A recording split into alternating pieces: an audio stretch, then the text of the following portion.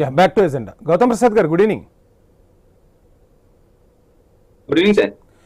Right, ఇక క్లియర్గా ఓవైపు 22A భూముల గురించి బీఆర్ఎస్ నేతలు పోరాటం చేస్తూ ఉన్నారు. మీరు పోరాటం చేసిన కొంతమంది అధికారులు, అంటే ప్రస్తుతం కీలక పదవుల్లో ఉన్న అధికారులు గత ప్రభుత్వానికి వత్తాసు పలుకుతూ ఉన్నారు. గత ప్రభుత్వ మెప్పు కోసం ఈ తప్పిదాలు చేశారు, ఆ తప్పిదాలన్నింటినీ కూడా సవరించే ప్రయత్నం ప్రస్తుత ప్రభుత్వం చేస్తుందంటూ ఆ శాఖ మంత్రి పొంగులేటి శ్రీనివాసరెడ్డి స్వయంగా మాట్లాడిన మాటల్ని ఎలా చూస్తున్నారు?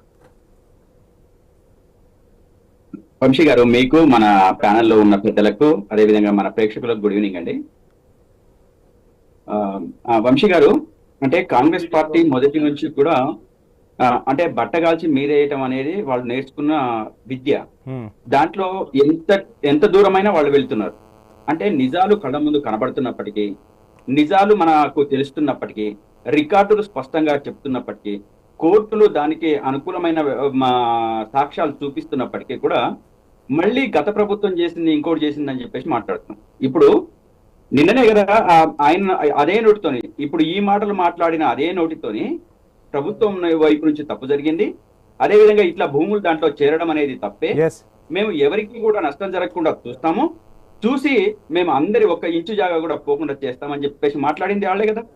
మరి అన్నప్పుడు వాళ్ళ ప్రభుత్వ అధికారులు, వాళ్ళ ప్రభుత్వము వాళ్ళు చెప్తేనే చేస్తే, రెవెన్యూ మంత్రిగా ఉన్న అతను చేసి ఇప్పుడు మళ్ళీ కొత్తగా మాట్లాడితే ఏమన్నా అర్థం ఉందా? అర్థం ఉండే వ్యవహారమేనా? అండ్ ఇంకో కమెంట్ కూడా చేస్తున్నారుగా, 30% కమిషన్లకు అలవాటు పడింది బీఆర్ఎస్ పార్టీ. ఆ 30% కమిషన్ల భ్రమలోనే ఉండి అందరూ అదేవిధంగా కమిషన్లు తీసుకుంటారన్న భ్రమలోనే వాళ్ళు మాట్లాడుతున్నారు తప్ప కాంగ్రెస్ పార్టీ చిత్తశుద్ధితో ఉంది. కాంగ్రెస్ పార్టీ ప్రజల భూములు ఎక్కడ కబ్జా చేయట్లేదు, ఆ భూముల్ని రక్షించే బాధ్యత మాది అని కూడా వాళ్ళు చెప్తున్నారు. గారు, కమిషన్లు వీళ్ళు 30% తీసుకుంటున్నారా లేదా అని చెప్పేసి ప్రజలు మాట్లాడుకుంటున్నారు.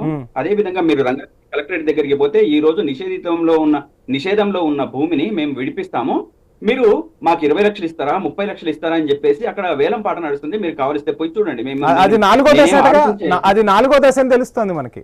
సో మొదటి దశలో యాడ్ చేయటం, రెండో దశలో వాళ్ళని ఆఫీసుల చుట్టూ తిప్పటం, మూడో దశలో మీ భూములు ఎంతకో కొంత సెట్ చేసుకోవటం మంచిది, ఇక నాలుగో దశకు వచ్చేసరికల్లా దళారులు కూడా వస్తున్నారన్న టాక్ అయితే చక్కర్లు కొడుతుంది. వాస్తవేనా ఇది క్షేత్రస్థాయిలో? 100% సార్. ఇప్పుడు దాదాపు 50 సంవత్సరాల నుండి లేని సమస్య. అదే విధంగా అంటే కాంగ్రెస్ గవర్నమెంటే ఈ భూములు, ఈ వివాదాలు ఉన్న వాటిని ఏదైతే ఒక 5-6 రకాల భూములు ఉన్నాయో వీటన్నిటినీ కూడా పర్మిషన్ ఇచ్చింది ఆనాటి కాంగ్రెస్ ప్రభుత్వం. ఆ తర్వాత బీఆర్ఎస్ వచ్చిన తర్వాత దాన్ని ఎక్కడ డిస్టర్బ్ చేయలేదు. అంటే ఆ డిస్టర్బ్ చేయకుండా ముందుకు కొనసాగింది. ఇప్పుడు వాళ్ళు ఏమనుకుంటున్నారంటే రెవెన్యూ ద్వారా వ్యక్తిగతంగా లాభం పొందాలని చెప్పేసి చాలా చాలా సీరియస్ గా అనుకుంటున్నారు కాబట్టి ఈ రోజు పేదలు, అదే విధంగా మధ్యతరగతి వాళ్ళు ఇల్లు కొనుక్కొని లేకపోతే ఇంకోటి వాళ్ళ బతుకుని కొనసాగిద్దామని చెప్పేసి అనుకుంటున్న వాళ్ళు కొన్ని వేల మంది, లక్షల మంది ఈ రోజు ప్రొహిబిటెడ్ లిస్ట్ లో మారిపోయినరని చెప్పేసానంటే ఇది ప్రభుత్వం తప్పని చెప్పేసి ఒకవైపు మాట్లాడుతూనే మళ్ళీ బీఆర్ఎస్ మీద చేయడం ఏంది?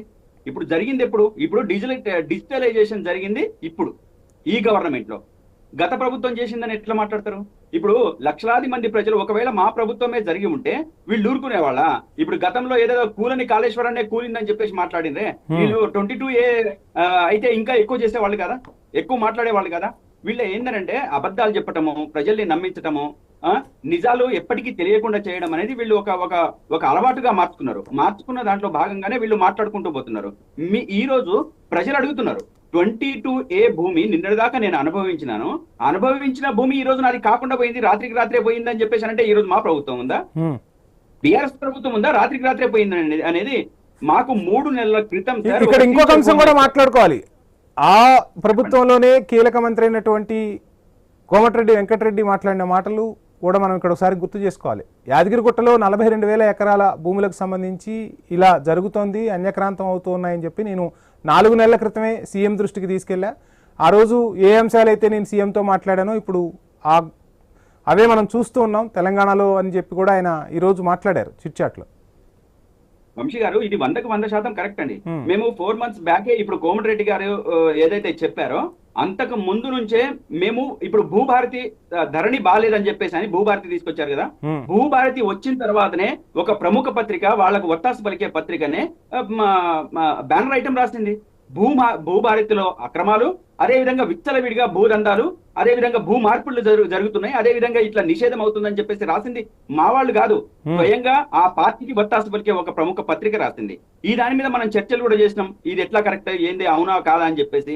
వాస్తవంగా ఆ పేపర్ ముందు పెడితే వాళ్ళ వాస్తవ విషయాలు బయటపడతాయి. అంటే జరిగిన తప్పు నుంచి గుణపాఠం నేర్చుకుని మళ్ళీ ఈ తప్పు జరగకుండా ఉండాలి అని చెప్పేసి అనుకోవాలి. కానీ ప్రభుత్వాలు ఎప్పుడు కూడా సగటు మనిషి యొక్క జీవితాన్ని విధ్వంసం చేయటం వైపు, అదే విధంగా వాళ్ళ జీవితాన్నే ప్రమాదంలో నెట్టివేసే వైపుగా ఆలోచన చేస్తున్న ఈ ప్రభుత్వము చాలా చాలా దారుణంగా వ్యవహరిస్తా ఉంది. ఈ వ్యవహారంలోంచి తప్పుల నుంచి నేర్చుకోకుండా, గుణపాఠాలు తీసుకోకుండా మళ్ళీ ఎదుటి పార్టీ మీద వేయటం అనేది వీళ్లకు చాలా తేలికైపోయింది. ఇది సరి అయింది కాదు.